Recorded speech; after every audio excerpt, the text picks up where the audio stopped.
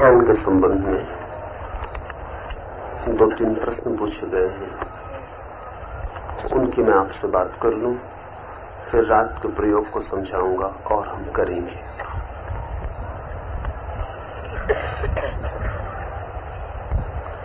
एक मित्र ने पूछा है कि श्वास गहरी लेनी है या तीव्र, डीप या फास्ट। तीव्रता का ख्याल रखें, गहरी अपने से हो जाए तो बात अलग। आप गहरे का, डीप का ख्याल न करें, आप सिर्फ तीव्रता का, फास्टनेस का ख्याल रखें। जितने जोर से, जितनी तेजी से। तेजी इसलिए ताकि चोट हो सके, वो जो भीतर सोई हुई शक्ति है उसे उठाया और जगाया जा सके। हैमरिंग के लिए हथौड़ी की तरह चोट हो सके कुंडलनी पर, इसलिए तेज का ख्याल रखें।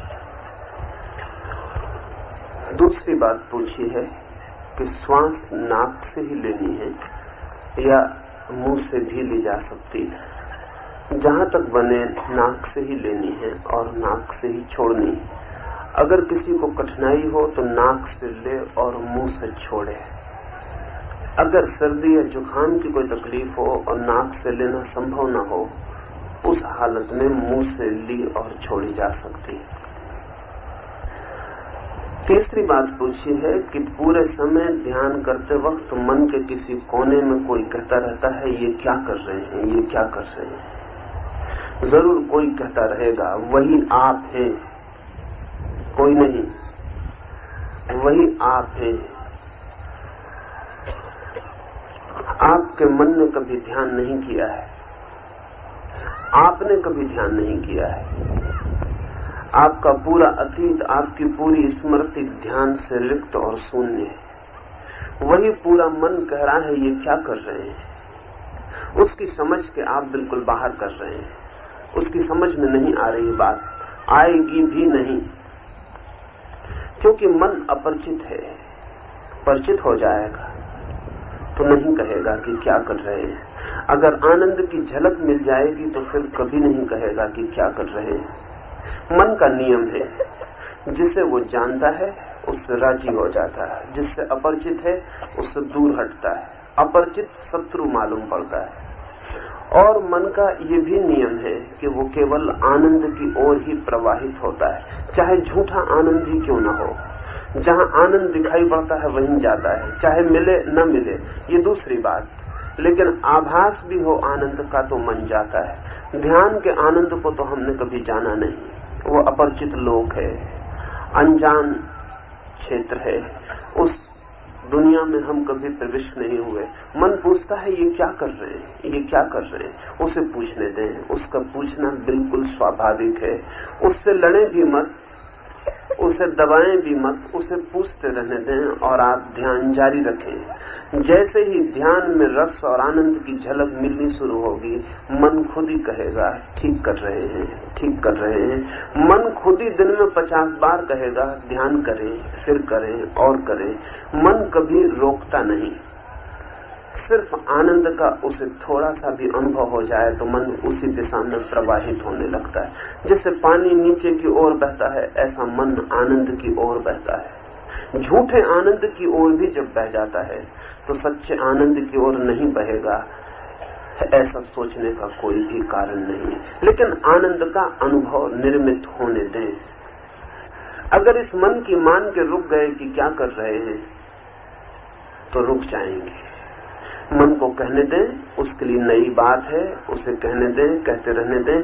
आप ध्यान में उतरते चले जाएं। जैसे ही आनंद की जरा सी किरण फूटेगी और मन राजी होकर बहने लगेगा, उसे बहाने की भी कोई कोशिश करने की जरूरत नहीं पड़ती।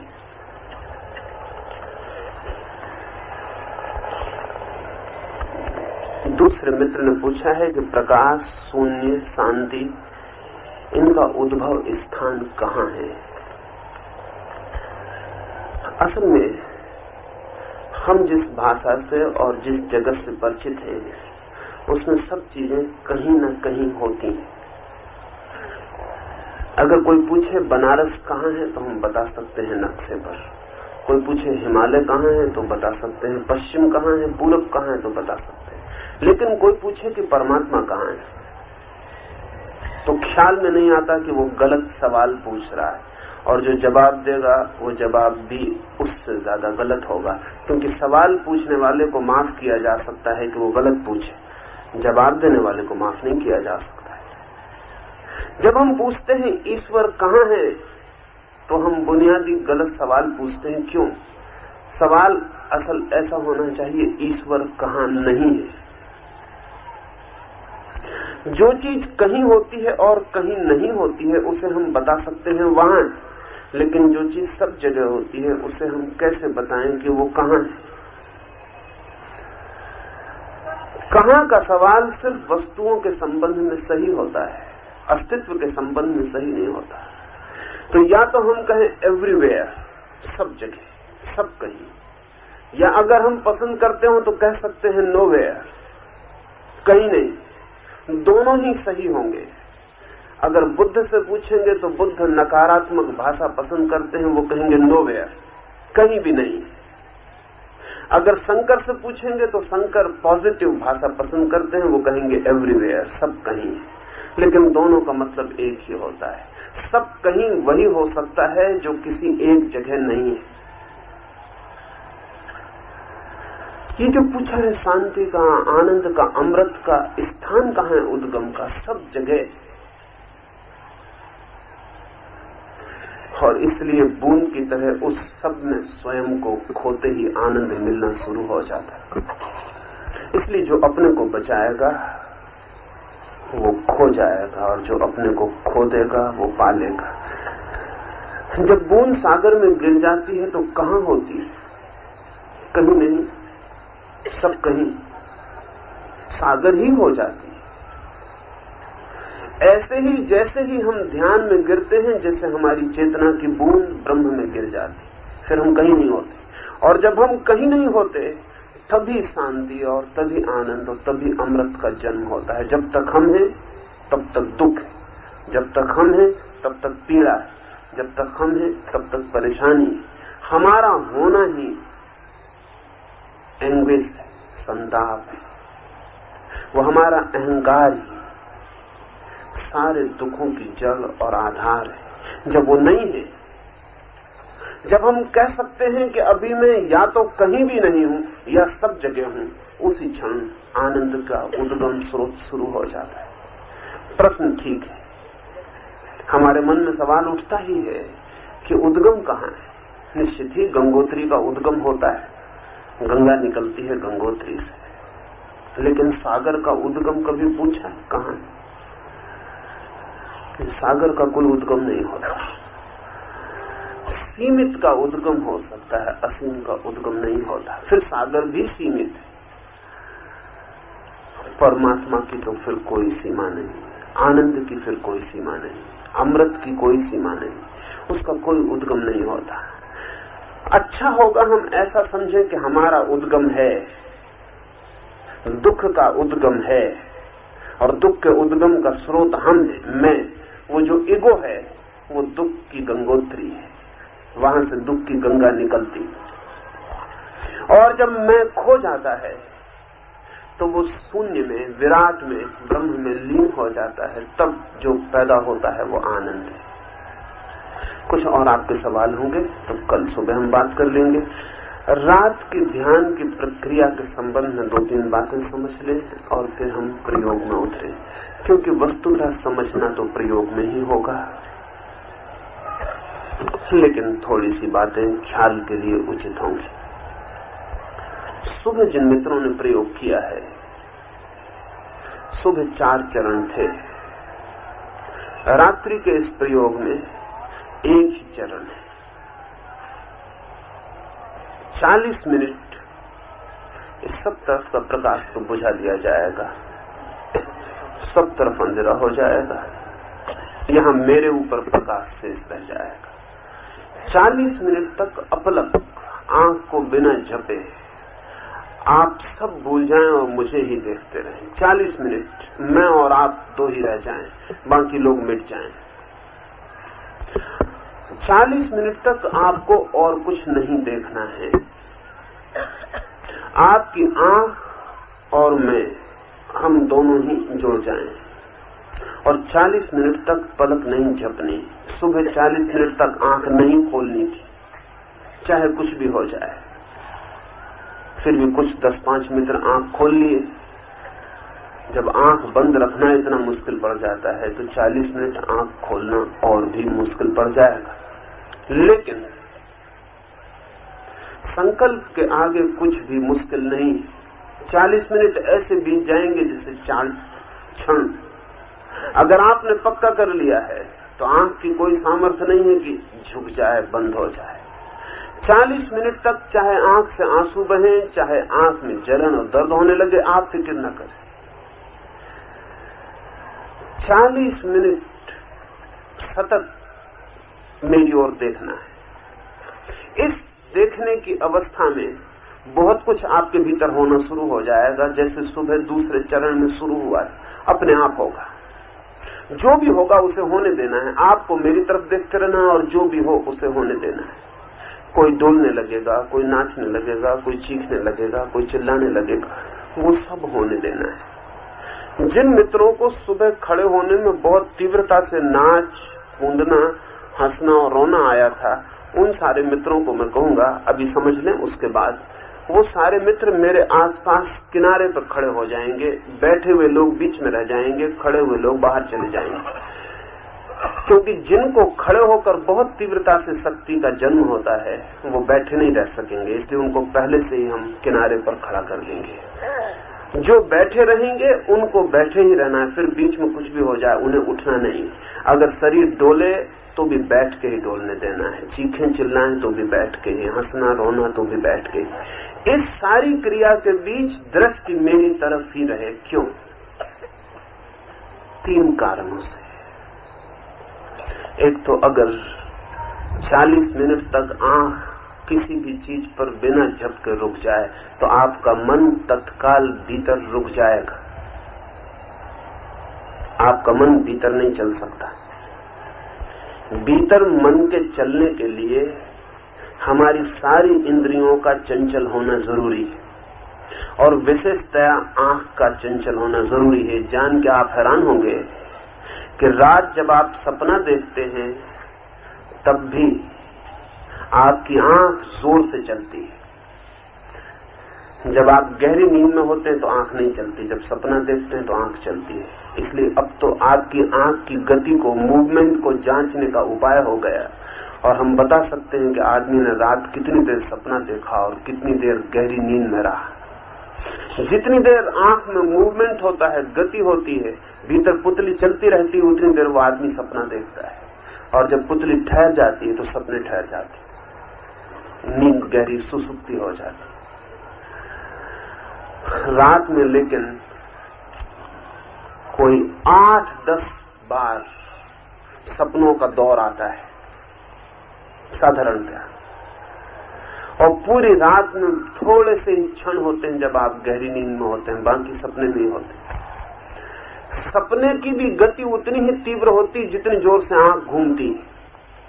अगर आंख धीमे घूम रही है तो उसका मतलब है आप बैलगाड़ी में सपना देख रहे हैं। अगर आंख बहुत तेजी से घूम रही है तो उसका मतलब आप कार में सपना देख रहे हैं। आपके सपने की जो गति होगी वही आपकी आंख की गति भी हो जाती। जो बात रात के सपने के संबंध में सच है वही दिन के विचारों के संबंध में भी सच है। अगर आपकी आंख बिल्कुल स्थिर है तो भीतर विचार ज्यादा देर चल नहीं सकते, वो ठहर जाएंगे, गिर जाएंगे, मर जाएंगे। इसलिए 40 मिनट आपको मेरी तरफ आंख रख लेनी। मैं तो सिर्फ प्रयोग के लिए कि आपको 40 मिनट एक जगह मिल जाए जहां आपकी आंख रुक गई। जैसे ही आपकी आंख रुकेगी, कोई 5 मिनट के बाद आपके भीतर से विचार खोने शुरू हो जाएंगे और 10 मिनट होते होते आपके विचार विदा हो जाएंगे। इस 10 मिनट के बाद आपके भीतर बहुत कुछ होना शुरू हो जाएगा। उस होने को होने देना है, उसे रोकना नहीं है। उसे जिसने भी जरा रोका उसका ध्यान व्यर्थ हो जाता है। जो भी हो रहा उसे होने देना है। जब शरीर में नई शक्तियों का अवतरण होता है तो शरीर उन नई शक्तियों के लिए अपने को संयोजित करता है, रीएडजस्ट करता है, तो उसमें गति होगी। अब समझें कि कोई आदमी नाच रहा है, वो क्यों नाच रहा है? उसके भीतर जो शक्ति जाग रही है, वो शक्ति उसके पूरे शरीर को आंदोलित कर रही है। वो आंदोलन अगर रोकेगा तो भीतर जागती हुई शक्ति रुक जाएगी। इसलिए सब आंदोलन को पूरा मौका देना है, लेकिन एक बात ध्यान रखते हुए, डोलें, चिल्लाएं, नाचें, रोएं, हंसें, जो भी आए होने दें, लेकिन ध्यान मेरी तरफ रहे। ध्यान कहीं भी ना जाए। आपके पड़ोस में कोई चिल्ला रहा है, चिल्लाने दें, रो रहा है, रोने दें, नाच रहा है, नाचने दें। आपको यहां वहां नहीं देखना, आपको 40 मिनट मेरी तरफ ही देखते रहना है। इस देखने का तीसरा परिणाम होगा कि जब आप मेरी तरफ ही देखते रहेंगे तो बहुत अनजान रास्तों से मैं आपसे जुड़ जाऊंगा। मेरी बात तो आप निरंतर सुनते, मेरे शब्द आपने बहुत सुने। शब्द प्रीतिकर भी लग सकते हैं, लेकिन शब्दों से बहुत कुछ हो नहीं सकता। जो बात मैं आपसे शब्दों में कभी नहीं कह सका हूं, वो अगर आप 40 मिनट मेरी तरफ देखते रहे तो मैं आपसे मौन में कह सकूंगा। इसलिए एक कम्युनिकेशन, एक संवाद भी मुझसे आपका हो सकेगा। जो मैं शब्दों से कहने की कोशिश करता रहता हूं दिन रात और नहीं कहा जा सकता है, वो भी अगर आपने चुप 40 मिनट तक मेरी तरफ देखा तो मैं आपसे कह सकूंगा। वो बहुत अंतर संवाद होगा, वो बहुत टेलीपैथिक कम्युनिकेशन होगा। अगर आप चुप मेरी तरफ देखते रहे तो बहुत कुछ आपके ख्याल में आना शुरू हो जाएगा जो शब्दों से कभी नहीं आया है। इसलिए इस मौके को छोड़ देना गलत होगा। इस क्षण को छोड़ देना गलत होगा। तीसरी बात, 40 मिनट अपलक मेरी ओर देखते रहने पर यहां 2 ही व्यक्ति रह जाएंगे, मैं और आप। बाकी लोग नहीं रह जाएंगे, बाकी के लिए आप नहीं रह जाएंगे। और जब सारी दृष्टियां एक तरफ बहती हैं तो जैसे सूरज की किरणें इकट्ठी हो जाएं तो आग पैदा हो जाए। जब इतनी दृष्टियां और इतने विचार और इतने संकल्प और इतनी भावनाएं और इतना ध्यान एक तरफ बहता है तो उसके भी बड़े गहरे परिणाम होते हैं। उस कंसंट्रेशन के, उस कंसंट्रेटेड एनर्जी के, उस शक्ति का पूल यहां इकट्ठा हो जाएगा। और जो लोग सच में ही 40 मिनट प्रयोग कर पाएंगे वो उस शक्ति का भी अनुभव कर पाएंगे। किसी को वो शक्ति प्रकाश के पूल जैसी दिखाई पड़ सकती है। अनेक मित्रों को जो ध्यान में गहरे उतरेंगे और कम से कम 50% से ऊपर मित्र उतर ही जाएंगे, उन्हें कई बार मैं खो जाऊंगा तो भी उन्हें आंख यहां वहां नहीं हटानी। कई बार उन्हें लगेगा कि मैं यहां मौजूद नहीं, तो भी उन्हें आंख नहीं हटानी। वो लक्षण शुभ है। कई बार लग सकता है कि मैं बड़ा हो गया हूं, तो घबरा नहीं जाना है। कई बार लग सकता है छोटा हो गया हूं, तो घबरा नहीं जाना है। कई बार लग सकता है मैं खो गया हूं, ये मंच खाली हो गई, तो घबरा नहीं जाना है। कई बार लग सकता है कि यहाँ सिर्फ प्रकाश का एक पुंज रह गया और मैं नहीं हूं, तो घबरा नहीं जाना है। और कई मित्रों को जो किसी इष्ट का सहारा लेकर प्रयोग करते रहे हैं, अगर उनका इष्ट मेरी जगह दिखाई पड़ने लगे तो भी किसी तरह की चिंता और विचार में नहीं पड़ जाना है। कोई अगर राम को प्रेम करता रहा है, कोई अगर कृष्ण को या क्राइस्ट को या मोहम्मद को या किसी को या महावीर को या बुद्ध को, तो अगर मैं यहां से खो जाऊं और उसे बुद्ध दिखाई पड़ने लगे तो उसे कोई चिंता नहीं लेनी है, उसे देखते चले जाना है। मैं जल्दी ही वापस लौट आऊंगा। ये सब होगा और भी बहुत कुछ हो सकता है। जो भी हो वो आप मुझसे कल सांझ लिख के पूछ लेंगे। अगर आपको ऐसा लगे कि व्यक्तिगत है और निजी है और सबके सामने नहीं पूछा जा सकता, तो कल दोपहर 2:30 से 3:30 के बीच मुझसे अलग मिलकर पूछ लेंगे। अब हम प्रयोग के लिए तैयार हो जाएं। आखिरी सूचना 2 और है, वो ये कि कोई भी व्यक्ति यहाँ भीतर जिसे प्रयोग न करना हो वो हट जाएगा, क्योंकि एक भी व्यक्ति यहाँ नुकसान पहुंचाएगा। जिन मित्रों को नाचना कूदना जोर से होता है वो किनारे खड़े हो जाएं, दूर नहीं बहुत, जहां से मैं दिखाई पड़ता रहूं, और बाकी लोग बीच में सड़क के बैठ जाएंगे और लोग किनारे खड़े हो जाएं। संकोच न करें। जिनको भी पता है कि वो जोर से कूदेंगे, उछलेंगे, सुबह के ध्यान में जिनको वैसा हुआ है वो बाहर निकल आए, उनको फिर होगा।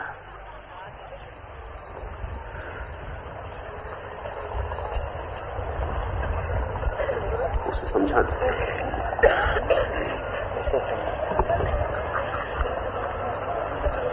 हाँ, बातचीत बिल्कुल ना करें, चुपचाप बाहर निकल आए। यहां मेरे पास आ जाएं, दोनों तरफ मंच के पास आ जाएं और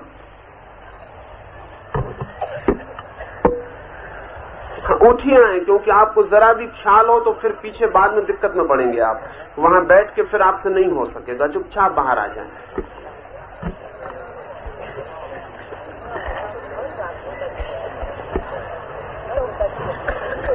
बातचीत जरा न करें, चुपचाप कर लें काम।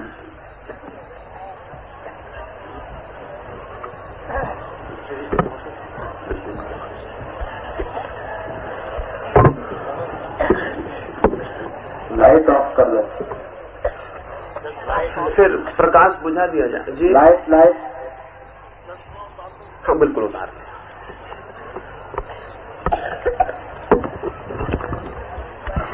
हाँ, जो लोग बाहर खड़े हैं यहाँ करीब आ जाएं ताकि मैं उन्हें ठीक से दिखाई पड़ सकूं।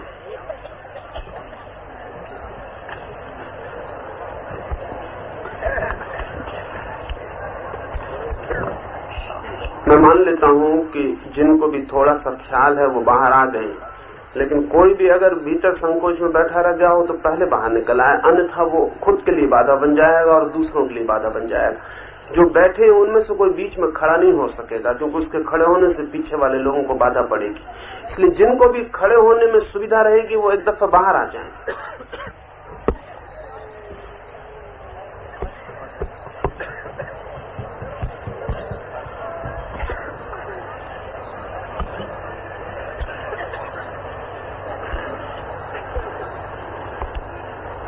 तो मैं मान लूं, जल्दी कर लें। आप इतनी देर क्या सोच रहे हैं कि बैठना है या खड़े रहना है? और यहां मेरे पास आ जाएं तो सुविधा पड़ेगी। बहुत दूर खड़े हो तो आपको दिखाई न पड़े तो कठिनाई होगी। सबसे पहले तो आंख बंद कर लें 2 मिनट के लिए, हाथ जोड़ के परमात्मा के सामने संकल्प कर लें। आंख बंद कर लें, हाथ जोड़ लें, 3 बार मन में संकल्प कर लें। मैं प्रभु को साक्षी रख के संकल्प करता हूं कि ध्यान में अपनी पूरी शक्ति लगाऊंगा। मैं प्रभु को साक्षी रख के संकल्प करता हूं कि ध्यान में अपनी पूरी शक्ति लगाऊंगा। मैं प्रभु को साक्षी रख के संकल्प करता हूं कि ध्यान में अपनी पूरी शक्ति लगाऊंगा। आप अपने संकल्प को स्मरण रखना, प्रभु आपके संकल्प को स्मरण रखेगा। एक बहुत गहरे प्रयोग में आप उतर रहे हैं। पूरी शक्ति आप लगा देना 40 मिनट, जब तक मैं न कहूं आपको अब आंख नहीं बंद करनी। आंख खोल लें। अब मैं चुप रहूंगा। अगर मुझे कुछ आपसे कहना भी होगा तो हाथ के इशारे से ही कहूंगा। आंख मेरी ओर कर लें। अपलक, अब आंख नहीं झपनी।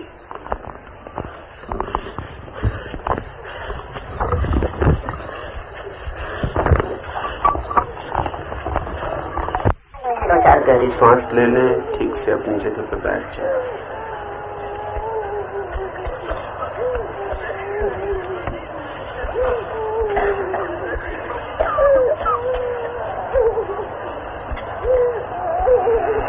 दो तीन बातें ख्याल में ले लें। कोई 30-35% मित्रों ने ठीक से प्रयोग किया है, उन्हें परिणाम भी हुए हैं। शेष मित्रों से आशा है कि कल वे भी प्रयोग में बैठे न रहे, उतरे। कुछ चीजें हैं जीवन में जो किनारे बैठ के कभी भी नहीं जानी जा सकती। कूदना ही पड़ता है, डूबना ही पड़ता है तो ही जाना जा सकता है। ध्यान तो उन गहरे तत्वों में से एक है कि जब तक आप खुद न रंग जाएं उसमें, आपको कुछ भी पता नहीं चलेगा। हाँ, इतना जरूर पता चल सकता है कि दूसरे आपको पागल मालूम हो सकते हैं। जो ध्यान के बाहर हैं उन्हें ध्यान करने वाले लोग पागल मालूम हो सकते हैं। अगर आपको पागल मालूम हुए हो तो समझना कि आप किनारे पर खड़े रहे, आप भीतर नहीं उतरे। जैसा प्रेम में होता है वैसा ही ध्यान में होता है। जो प्रेम में होता है बाकी लोगों को मालूम होता है पागल हो गया, लेकिन प्रेम का पागलपन प्रेम के अभाव की बुद्धिमानी से बहुत ज्यादा कीमती है। तो मैं आपसे कहूंगा, उतरें, अनुभव करें, स्वाद लें, फिर निर्णय करें। और जो आदमी अनुभव के बिना निर्णय कर लेता है वो आदमी बहुत बुद्धिमान नहीं है।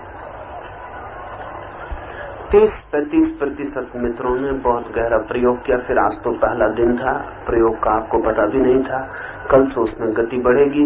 आज बीच में भी कोई 20-25 मित्र ऐसे बैठे रहे जो खड़े हुए होते तो उनको बहुत लाभ हुआ होता। बैठ के उतनी गति नहीं हो सकती, और शक्ति जब जगती है अगर गति ना हो पाए तो भीतर कुछ अधूरा अधूरा छूट जाता है। तो कल जो मित्र आज भीतर बैठे थे और जिन्हें तीव्रता आई थी उनसे भी मैं कहूंगा वो कल बाहर खड़े होंगे। जो मित्र बैठे हैं उनको ऐसा नहीं सोचना है कि उन्हें सिर्फ बैठे रहने के लिए बैठे हैं तो भी करने के लिए ही बैठे। आंख भी यहां वहां आप कर लेंगे तो सब व्यर्थ हो जाएगा। कभी थोड़े संकल्प के प्रयोग भी देखने चाहिए। अपनी ही आंख अगर 40 मिनट तक एक जगह न रख सके तो अपनी आंख कहने का बहुत हक नहीं रह जाता। और ध्यान रहे, शरीर के किसी भी हिस्से पर अगर इतनी मालकियत आ जाए तो धीरे धीरे पूरे शरीर पर मालकियत आनी शुरू हो जाती। आंख शरीर का सबसे ज्यादा कीमती, सबसे ज्यादा डेलिकेट, सबसे ज्यादा मूल्यवान हिस्सा है। जो आदमी आंख का मालिक हो जाता है वो पूरे शरीर का मालिक हो जाता है। इसलिए शायद आपने कभी ना सोचा होगा कि सारी दुनिया में जितने कीमती शब्द हैं वो हमने आंख से बनाए। दर्शन वो देखने से बनता है, दृष्टा, सीयर वो देखने से बनता है। जिसकी आंख पे मालिकियत हो गई वो दर्शन का मालिक हो जाता है, क्योंकि आंख शरीर का सबसे ज्यादा चंचल हिस्सा है। और अगर आंख की मालिकियत हो गई तो शरीर के फिर कोई और हिस्से आपकी मालिकियत के बाहर नहीं रह सकते, वो बहुत जड़ है। इसलिए आंख का ये 40 मिनट का प्रयोग बहुत गहरे अर्थ रखता है, उसके इम्प्लीकेशंस बहुत ज्यादा हैं। 40 मिनट कल जिन मित्रों ने आज प्रयोग नहीं कर पाए ठीक से, एक दफे भी अगर आप यहाँ वहां चूक गए तो आप ऐसा मत सोचिए कि एक दफा चूक गए तो क्या हर जाए, फिर आंख वापस ले आए। ऐसे ही है जैसे कि एक छेद हो नाव में, एक छेद है तो क्या हर जाए, हर जा कुछ नहीं, नाव किनारे वापस नहीं आएगी, एक भी छेद नहीं चलेगा। एक ही छेद से सब लीक हो जाएगा, सब बह जाएगा, जो भी मेहनत की वो व्यर्थ हो जाएगी। 40 मिनट यानी 40 मिनट। और जब मैंने कहा मेरी तरफ तो यानी मेरी तरफ, फिर आपको यहां वहां जरा भी नहीं देखना है। कुछ 10-5 मित्र देखने को भी खड़े हो गए, देखने में कुछ हर्जा नहीं, लेकिन दूसरे को देखने में कुछ खास मजा भी नहीं। देखना हो तो अपने को ही देखना चाहिए। तो आज जो 10-5 मित्र देखने खड़े हो गए, कल उनको भी निमंत्रण देता हूं वो भी प्रयोग करें। दूसरे को नाचते देख के जो आनंद आ रहा है, खुद नाचेंगे तब पता चलेगा कि वो तो कुछ भी न था। खुद को नाचते देखकर जो आनंद आएगा उसका हिसाब ही लगाना मुश्किल है। कभी कोई मीरा जानती, कभी कोई कबीर जानता है, लेकिन आप भी जान सकते हैं। हाँ, खुद ही अपने लिए रुकावट बन जाए तो बात दूसरी है। परमात्मा और मनुष्य के बीच स्वयं मनुष्य के और कोई भी रुकावट नहीं। अगर आप ही जिद करके रुकना चाहें तो रुक सकते हैं, अगर आप जाना चाहें तो इस जगत की कोई शक्ति आपको नहीं रोक सकती सिवाय आपके। तो कल सुबह, और ध्यान रहे जो मित्र शाम को आए हैं वो सुबह जरूरी आ जाएं, क्योंकि सुबह का प्रयोग करेंगे तो शाम के प्रयोग में बहुत गति बढ़ जाएगी, शाम का प्रयोग करेंगे तो सुबह के प्रयोग में बहुत गति बढ़ जाएगी। और कल कोई बैठा ना रहे इन 5 दिनों में मैं चाहूंगा एक भी व्यक्ति खाली हाथ यहां से नहीं लौटना चाहिए, और अगर आप लौट गए तो मेरी जिम्मेवारी नहीं होगी। अगर कोई नदी के किनारे से भी खाली हाथ लौट जाए तो नदी की कोई जिम्मेवारी नहीं है। नहीं, कल से अपना पात्र लेकर ही आए, कल से कुछ लेकर ही जाना है। आज प्रयोग का दिन था पहला, लेकिन कल से नहीं, कल से नहीं किसी को मैं इतना कमजोर समझता हूं कि वो बैठा रह जाएगा। कल सुबह ठीक 8 बजे कोई सवाल हो